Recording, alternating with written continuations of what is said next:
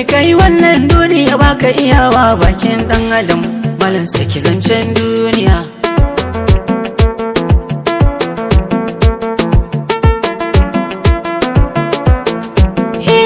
Wasu Allah ya su da nasara amma ga kan baka ya tare,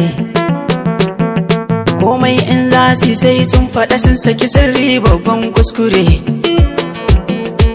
Wani ko tafiya zai za ku ga sai yayi postin zai je ketare, to daga nan ya rushe tafiyar dan wani ya saka baki ta bare. Dan wani gashi yana tare da kai baka sani ba yana ma hasada, malan saki zancen duniya.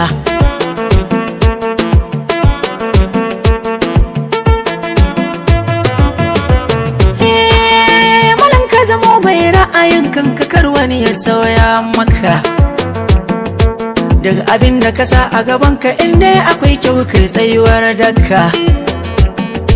Dai na ɗaukar kowace shawara don wani gwiwa zai sare maka, an ka kuskura har wani ya san shirin ka kwai nasara ko ɗaukaka.